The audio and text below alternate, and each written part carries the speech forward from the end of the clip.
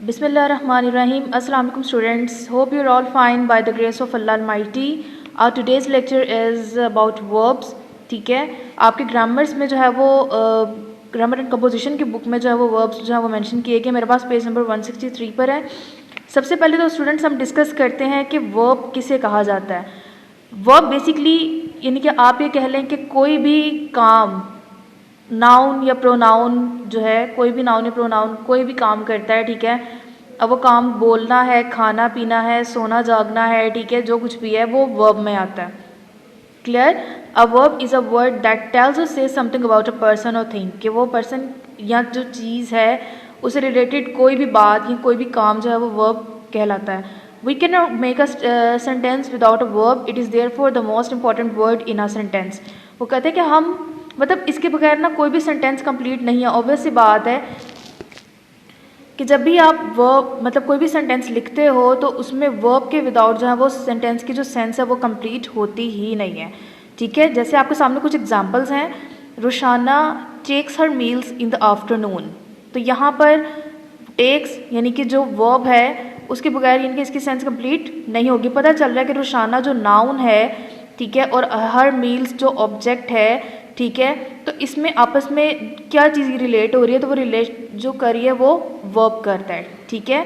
The sun rises in the east, यहाँ पर rises verb है। She has learn her lesson, उसने अपना सबक याद कर लिया है, वो अपना सबक याद कर चुकी है, ठीक है। तो यहाँ हमें लेसन और शी यानी कि नाउन और जो ऑब्जेक्ट है, हमारा सब्जेक्ट और ऑब्जेक्ट के बीच में जो एक बात रिलेट करिए, वो क्या रिलेट करिए, वो वर्ब रिलेट करिए। इनकेस अगर वर्ब नहीं होता तो जो सेंटेंस है उसकी सेंस कंप्लीट नहीं होती। Girls were singing, he speaks the truth, ठीक है। तो आपके सामने ये एग्जाम्पल्स हैं और इससे आपको अंदाज़ा हो चुका होगा कि वर्ब के विदाउट जो है वो सेंटेंस बिल्कुल भी कंप्लीट नहीं होता। और वर्ब किसे कहा जाता है? किसी भी नाउन या प्रोनाउन, कोई भी ऑब्जेक्ट, ठीक है, उसकी कोई भी काम है वो वर्ब कहलाता है। सिंपल। वर्ब के हमारे सामने जो है ना वो थ्री मतलब आती हैं। उसमें सबसे पहले तो है प्रेजेंट टाइम, पास्ट टाइम और फ्यूचर टाइम। प्रेजेंट टाइम जो मौजूदा वक्त है, पास्ट टाइम गुजरा हुआ वक्त और फ्यूचर टाइम जो आने वाला वक्त है। ऑलराइट स्टूडेंट्स, और आज जब हम डिस्कस करेंगे वो हम डिस्कस करेंगे प्रेजेंट टाइम, यानी कि हम आज प्रेजेंट टेंस को जो है वो डिस्कस करने जा रहे हैं। इस लेक्चर को केयरफुली सुनिएगा और अगर कुछ समझ में नहीं आएगा तो आपने लेक्चर को दोबारा से सुन लेना है। बच्चे, प्रेजेंट टेंस की हमारे सामने 4 फॉर्म्स आती हैं। उसमें जो सबसे पहली फॉर्म है वो है प्रेजेंट इंडेफिनिट टेंस। आप सिंपल एक चीज़ अपने माइंड में रखिएगा कि प्रेजेंट इंडेफिनिट टेंस क्या है? Express general statement and to describe acts that are habitual और यूजुअल। अब हैबिचुअल और यूजुअल से क्या मुराद है कि हमारी, आप ये समझ लें, मतलब मैं आपको मिसाल देती हूँ कि एक पर्सन है, उस पर्सन की जो डेली रूटीन है, ठीक है, उसके रिलेट होता है। और इसके अलावा यानी कि मौसम से रिलेट इनके बात की जा सकती है कि जो इनके रूटीन वाइज जो काम होते हैं या जो हैबिट से रिलेटेड काम होते हैं वो प्रेजेंट इंडेफिनिट टेंस में जो है उसको हम डिस्क्राइब करते हैं। For example, it rains in winter. अब क्या है कि विंटर सीजन की बात हो रही है ना, ठीक है, विंटर सीजन में बारिश होती है, ठीक है, ये यूजुअल थिंग है। अब यूजुअलिटी को शो करने के लिए हम प्रेजेंट टेंस यूज़ कर रहे हैं। उसमें आपने क्या करना है कि आपको जो सब्जेक्ट है इट, अब इट के साथ प्रेजेंट इंडेफिनिट टेंस में आप जानते हैं कि हम वर्ब की फर्स्ट फॉर्म यूज़ करते हैं। कौन सी फॉर्म यूज़ करते हैं? वर्ब की फर्स्ट फॉर्म यूज़ करते हैं, ठीक है। लेकिन जहाँ पर भी ही, शी, इट और सिंगुलर पर्सन की बात होती है वहाँ पर हम वर्ब की फर्स्ट फॉर्म के साथ एस और ई एस ऐड करते हैं। इसके अलावा हम अदर जो नाउन्स हैं, प्रोनाउंस हैं, उनके साथ हम एस और ई एस ऐड नहीं करते। अब यहाँ हमारे पास सब्जेक्ट में इट आ रहा है, इट के साथ हमने वर्ब की फर्स्ट फॉर्म और उसके साथ हमने एस लगाया। अब यहाँ पर आपको जो एमसीक्यूज़, क्योंकि आपको पता है कि आपके जो वर्ब्स आते हैं वो आपके पेपर में एमसीक्यूज़ की फॉर्म में आते हैं, ठीक है। तो जब भी अब आपके सामने अगर ऑप्शंस होंगी इट रेन्स इन विंटर या रेन्स के अलावा हट के कोई और भी ऑप्शन आ सकती है। अब आपको कैसे पता चलेगा? तो आपने सेंटेंस को केयरफुली रीड करना है। अब it dash rain in winter लिखा होगा, आपने सूटेबल ऑप्शन कैसे देखनी है कि विंटर, मौसम की बात हो रही है, यूजुअल बात हो रही है कि इस मौसम में बारिश होती है। तो जब यूजुअलिटी की बात आएगी तो आपको पता चल जाएगा कि ये जो हमारा वर्ब है ये प्रेजेंट टेंस की बात हो रही है, कि यूजुअल बात हो रही है, इसलिए हमने यहाँ पर प्रेजेंट इंडेफिनिट टेंस का जो हेल्पिंग वर्ब है उसको चूज़ करना है। इसलिए हमने यहाँ पर रेन के साथ एस लगाकर हमने इस सेंटेंस को कंप्लीट करना है। तो आपने जो वर्ब चूज़ करना है वो रेन्स चूज़ करना है, ठीक है। अब आते हैं दूसरी तरफ, the sun sets in the west. अब होता ऐसा ही है ना, मतलब यूजुअल रूटीन यही होती है ना, ठीक है। तो ये यूजुअल बात है कि सूरज जो है वो मगरिब में गुरूब होता है, ठीक है। उसकी यूजुअल रूटीन को शो करते हैं हम किसमें, सेट्स में। उसके बाद they work hard all day, वो तमाम दिन मेहनत से काम करते हैं, ठीक है। अब जो सेंस आ रही है यानी कि उनकी हैबिट है ना कि वो मतलब मेहनत से काम करते हैं, ठीक है। इसलिए यहाँ पर भी हम जो वर्ब चूज़ करेंगे वो प्रेजेंट इंडेफिनिट टेंस को चूज़ करेंगे। जैसा मैंने आपको पहले बताया बच्चों कि अगर ही शी इट और सिंगुलर होगा उसके साथ हम वर्ब की फर्स्ट फॉर्म के साथ एस और एस लगाएंगे, लेकिन आपने देखा यहाँ दे है, प्लूरल है, ठीक है। तो दे के साथ हमने एस और एस नहीं लगाया।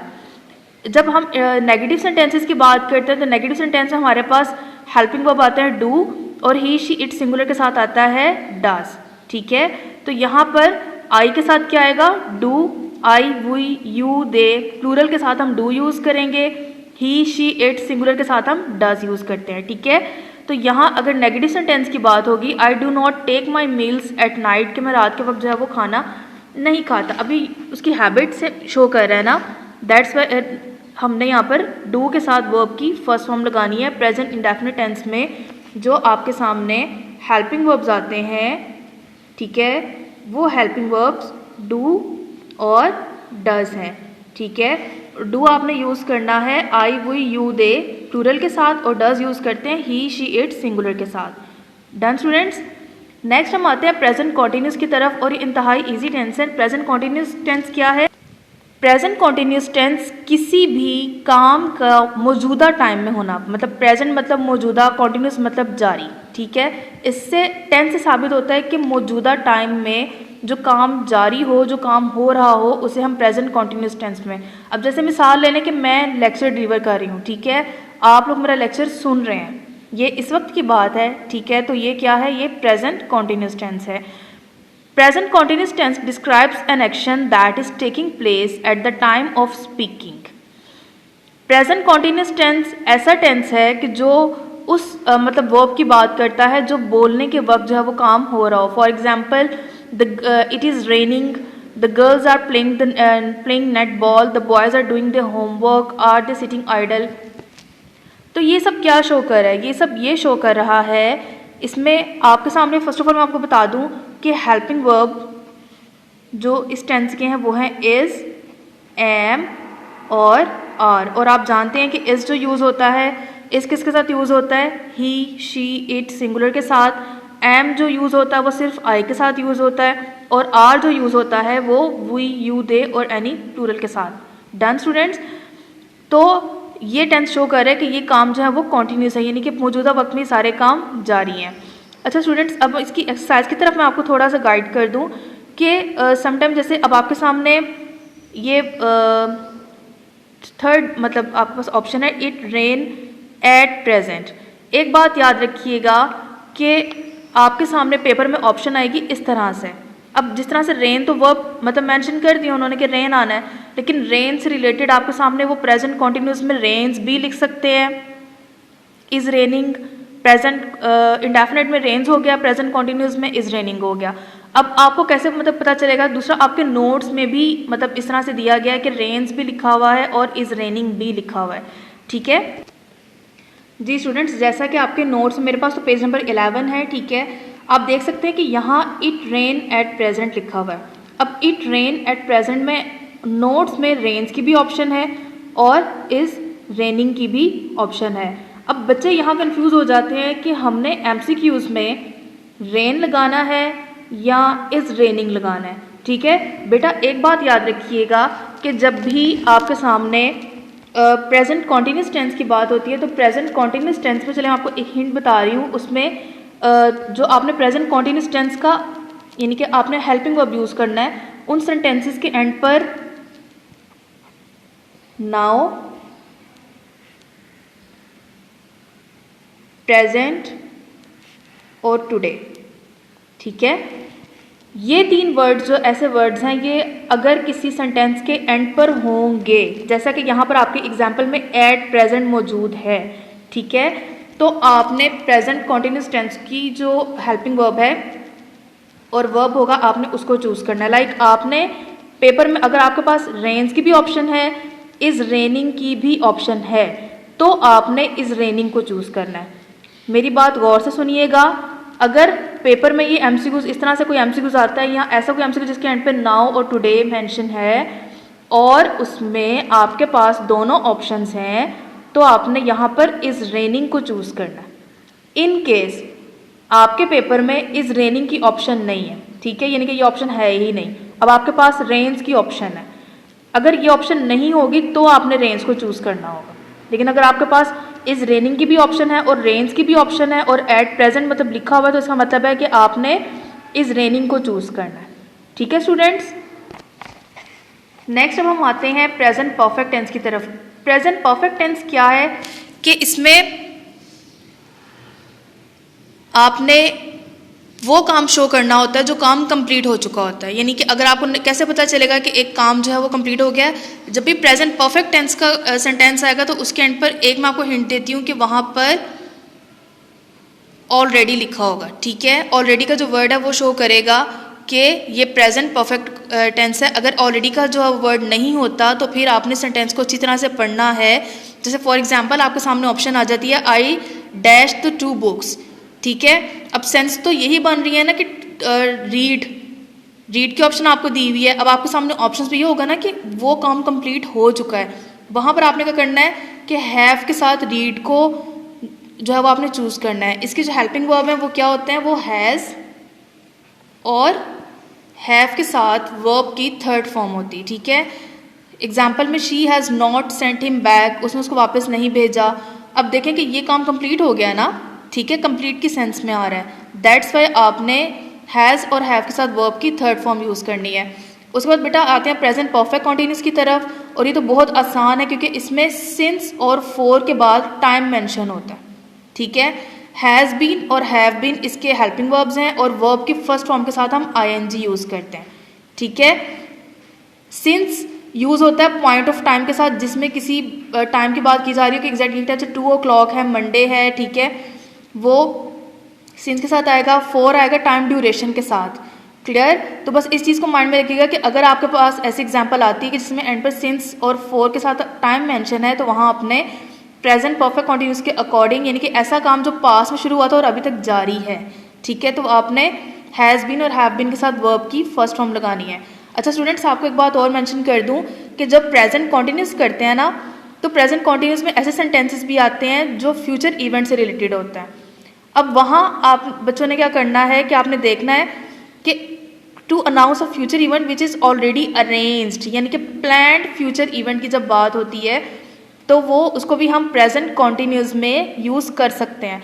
अगर आपके सामने फ्यूचर इवेंट की बात हो रही है और वहाँ विल और शैल का ऑप्शन नहीं है, और विल शैल का ऑप्शन ना होने के बाद वहाँ पर आपके पास इज़ और आर के साथ वर्ब की फर्स्ट फॉर्म और आईएनजी मेंशन है और फ्यूचर टाइम भी दिया हुआ है, जैसे टुमारो है, नेक्स्ट वीक है, तो फिर आप समझ जाएं कि अगर फ्यूचर की ऑप्शन नहीं है और इज़ के साथ वर्ब की फर्स्ट फॉर्म है या आर के साथ वर्ब की फर्स्ट फॉर्म और आईएनजी है, तो फिर आपने प्रेजेंट कॉन्टिन्यूस के हेल्पिंग वर्ब को चूज़ करना है, उस एमसीक्यूज को छोड़ना नहीं है या कोई और गलत नहीं लगा देना, ठीक है।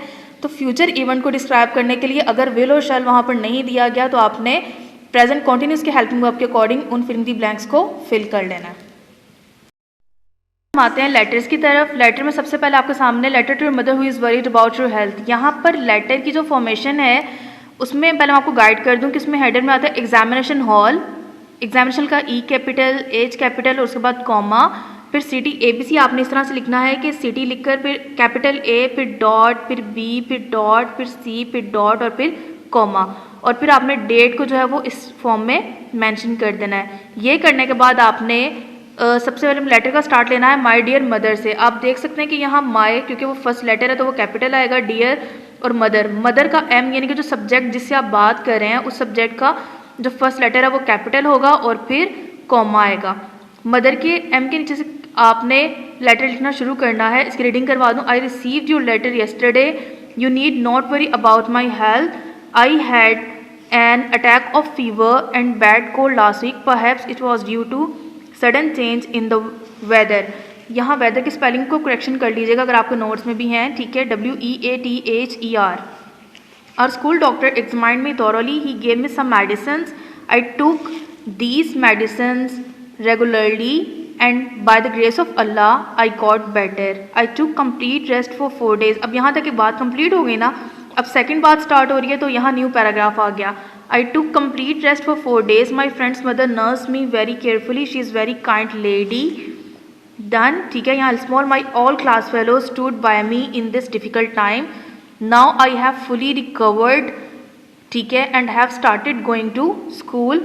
आई hope that after these assurance you will stop worrying about me. Pay my regards to all at home. अब यहाँ तक बात ख़त्म कर दी। यहाँ क्योंकि रिगार्ड से रिलेटेड बात है तो उसको हमने न्यू लाइन में लिखना है, फिर नीचे से हमने लिखना है योर्स अफेक्शनेटली, ठीक है।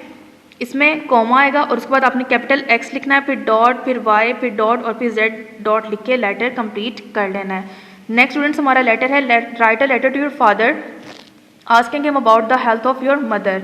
तो सेम यहाँ पर हमने एग्जामिनेशन हॉल जो पैटर्न मैंने आपको बताया, ठीक है, उसको फॉलो करके उसके बाद लेटर की तरफ आते हैं। यहाँ भी आपने सब्जेक्ट जो फादर है उनका F कैपिटल लिखना है। फिर yesterday when I came back from school I received sister's letter. I came to know through the letter that mother is suffering from fever and high blood pressure. I am greatly worried about her. She is already weak. Please take care of her treatment and diet.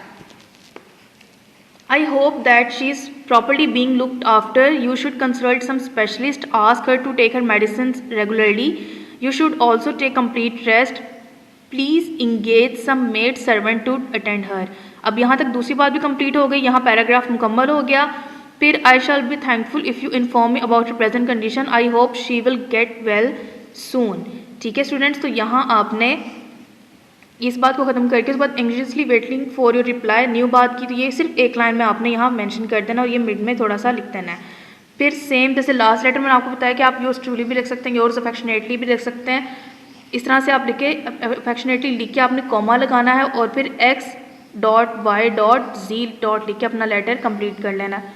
Affectionately भी लिख सकते हैं, your loving daughter और सन भी लिख सकते हैं, ठीक है। तो स्टूडेंट्स ये आपका आज का लेक्चर था, होप्स आपको समझ आ चुका होगा। आपने लेटर्स को अच्छी तरह याद कर लेना है और वर्ब्स को अच्छी तरह से देख लीजिएगा, कुछ समझ नहीं अगर लेक्चर को दोबारा सुनिएगा। अपना बहुत ख्याल रखिएगा। अल्लाह।